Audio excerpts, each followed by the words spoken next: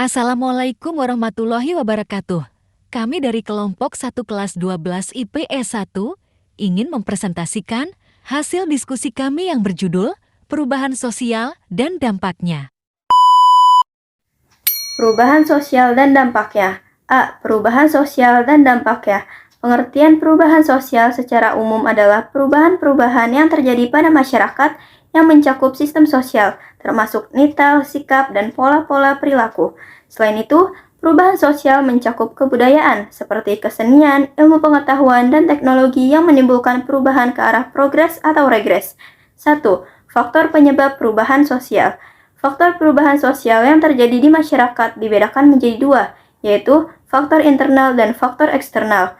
A. Faktor internal penyebab perubahan sosial. Faktor internal yang menyebabkan terjadinya perubahan sosial yaitu 1. Perubahan penduduk, 2. Penemuan-penemuan baru, 3. Konflik dalam masyarakat, dan 4. Pemberontakan revolusi dalam tubuh masyarakat. Yang B. Faktor eksternal penyebab perubahan sosial. Penyebab perubahan sosial selain bersumber dari dalam masyarakat itu sendiri, juga dapat bersumber dari luar masyarakat itu seperti yang pertama, faktor alam yang ada di sekitar masyarakat berubah. Yang kedua, peperangan. Yang ketiga, pengaruh kebudayaan masyarakat lain. Yang kedua, faktor pendukung dan penghambat perubahan sosial. Yang A. Faktor pendukung proses perubahan sosial. Faktor tersebut antara lain sebagai berikut. Yang pertama, adanya kontrak dengan kebudayaan lain. Yang kedua, sistem pendidikan formal yang maju. Yang ketiga, sikap menghargai hasil karya orang lain. Yang keempat, toleransi terhadap perubahan yang menyimpang. Yang kelima, sistem terbuka masyarakat atau open stratification. Yang keenam, heterogenitas penduduk. B. Faktor penghambat terjadinya perubahan sosial. Faktor penghambat tersebut antara lain 1. Kurangnya hubungan dengan masyarakat lain. 2. Terlambatnya perkembangan ilmu pengetahuan. 3. Sikap masyarakat yang masih sangat tradisional. 4. Rasa takut terjadinya kegoyahan pada integritas kebudayaan. 5. Adanya kepentingan-kepentingan yang telah tertanam dengan kuat atau vested interest.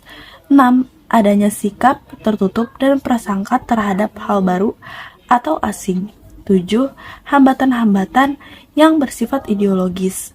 8. Adat atau kebiasaan yang telah mengakar. 9. Nilai bahwa hidup ini pada hakikatnya buruk dan tidak mungkin diperbaiki. 3. Faktor penentu kadar perubahan sosial. A. Lingkungan fisik.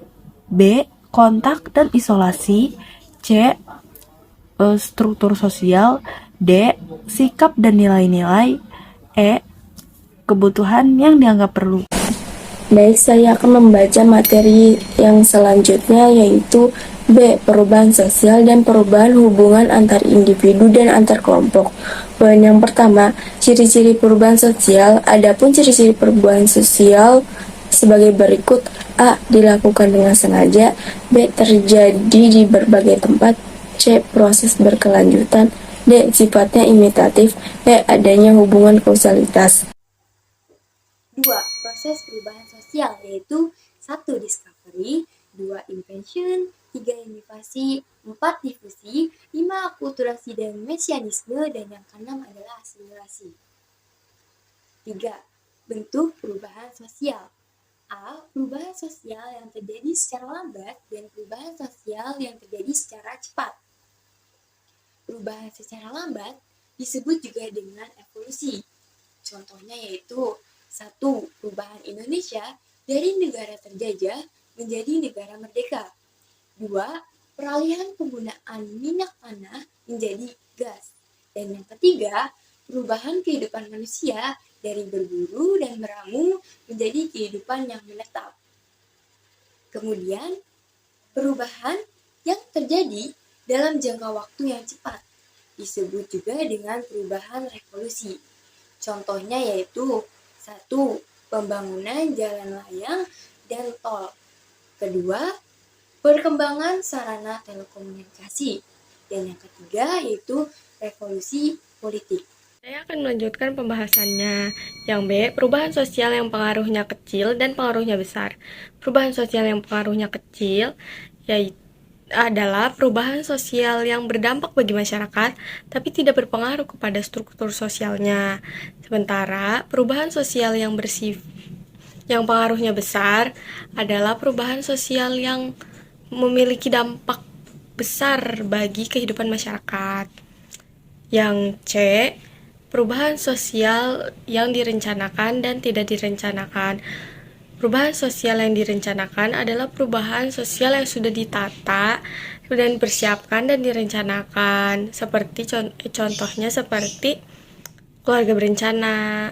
Sementara perubahan sosial yang tidak direncanakan adalah perubahan sosial yang tidak melalui persiapan dan perencanaan. Contohnya warga yang tinggal di wilayah tertentu bisa saja dipindahkan ke wilayah yang lainnya. Selanjutnya, yang D, perubahan sosial yang dikehendaki dan tidak dikehendaki. Perubahan sosial yang dikehendaki adalah perubahan sosial yang disetujui oleh masyarakat, dan perubahan sosial yang tidak dikehendaki adalah perubahan sosial yang tidak disetujui oleh masyarakat. Kadang perubahan sosial yang tidak disetujui oleh masyarakat itu bisa seperti bencana alam. Dan yang E, perubahan menurut arahnya. Perubahan menurut arahnya ini dibagi menjadi dua, yaitu ada progres dan regres. Progres sendiri adalah perubahan sosial yang mengarah pada kemajuan. Sementara regres adalah perubahan sosial yang mengarah pada kemunduran. Oke, baik, izinkan saya untuk melanjutkan materinya. Untuk poin yang F, perubahan menurut sifatnya. Pertama, perubahan struktural. Apa itu perubahan struktural? Perubahan yang menyebabkan reorganisasi di masyarakat sehingga sifat perubahannya total atau menyeluruh. Yang kedua, perubahan proses, yaitu perubahan yang bersifat penyempurnaan dan tidak mengubah total dari sisi kehidupan di masyarakatnya. Lalu, poin yang keempat, perubahan hubungan antar individu dan antar kelompok.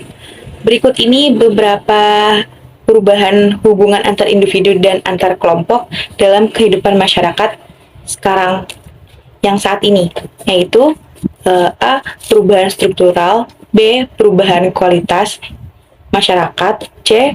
Perubahan proses, D. Perubahan gaya hidup, E. Perubahan budaya, dan yang terakhir, perubahan adanya teknologi. Lalu saya akan membacakan poin yang C, perubahan sosial dan dampaknya terhadap kesenjangan sosial. Pertama, kesenjangan sosial. Apa itu kesenjangan sosial? Kesenjangan sosial sering dikaitkan dengan adanya perbedaan yang nyata dari segi finansial masyarakat, mencangkup kekayaan harta, kekayaan barang, jasa, dan lainnya. Lalu, faktor-faktor yang menyebabkan kesenjangan sosial. Yang pertama, adanya perbedaan sumber daya alam, terus kebijakan pemerintah, pengaruh globalisasi, faktor demografis, lalu letak dan kondisi geografis, lapangan pekerjaan, teknologi, dan yang terakhir, tingkat kekayaan. 3. Bentuk-bentuk kesenjangan sosial. Yang pertama, ada kesenjangan sosial ekonomi. Yang kedua, ada kesenjangan sosial budaya. Yang ketiga, ada kesenjangan sosial lingkungan alam. Dan yang keempat, ada kesenjangan sosial psikologis. 4. Pemecahan dan solusi kesenjangan sosial di Indonesia. Ada beberapa upaya yang dapat dilakukan untuk pemecahan masalah kesenjangan sosial yang terjadi di Indonesia, yaitu yang pertama, ada kebijakan pemerintah. Kebijakan pemerintah yang dapat mencegah terjadinya kesenjangan sosial yaitu kebijakan tentang pemerataan pembangunan, kebijakan mengenai sistem pendidikan, penyediaan lapangan pekerjaan, upaya tindakan pada korban bencana alam, dan pemeliharaan lingkungan. Yang kedua, ada sosialisasi. Yang ketiga, ada perbaikan sistem peradilan. Yang keempat, ada optimalisasi sumber daya. Dan yang kelima, ada pemerataan fasilitas publik. 5. Dampak perubahan sosial terhadap kesenjangan sosial. Perubahan sosial memiliki dampak terhadap kesenjangan sosial, yaitu diantaranya 1. Kemiskinan dan pengangguran. Yang kedua, ada sulitnya mencari tenaga kerja yang kompeten. Yang ketiga, adanya konflik. Yang keempat, adanya penyimpangan sosial. Yang kelima, kompetisi. Yang keenam, maraknya tindak kejahatan. Dan yang ketujuh, target pasar yang tidak jelas. D. Perubahan sosial, kemajuan masyarakat, dan pengembangan masyarakat menuju kehidupan yang demokratis. Di antara dampak sosial budaya yang perlu diantisipasi atau dicegah sehingga tidak sampai menimbulkan kebencanaan atau kegoncangan atau akibat-akibat negatif yang tidak menguntungkan masyarakat adalah dampak-dampak yang bersifat destruktif atau yang biasa kita kenal sebagai dampak negatif. Ada pula beberapa cara pencegahan dari dampak-dampak negatif tersebut. Di antaranya 1. Peningkatan SDM bangsa. Kedua, meningkatkan rasa nasionalisme. Ketiga, berpegang teguh kepada norma-norma sosial. Keempat, percaya kepada nilai-nilai budaya. Kelima, kehidupan masyarakat demokratis. Kebiasaan demokrasi dalam kehidupan bermasyarakat memiliki arti penting, yaitu sebagai berikut. A. Meningkatkan rasa kebersamaan dan kegotong royongan sehingga semangat di dalam melaksanakan pembangunan. B. Menghilangkan rasa saling curiga antara sesama warga masyarakat. C. Meningkatkan rasa kasih sayang di antara sesama warga masyarakat. D. Terjalinnya komunikasi yang akurat dan harmonis di antara sesama warga masyarakat. E. Terhindarnya tindak kekerasan antara warga masyarakat dengan anti kekerasan. Permasalahan diselesaikan secara damai. Sekian dari kelompok kami. Apabila ada kesalahan dan kekurangan mohon maaf. Jalan-jalan ke Amerika. Pulangnya beli good time. Terima kasih atas perhatiannya. See you next time.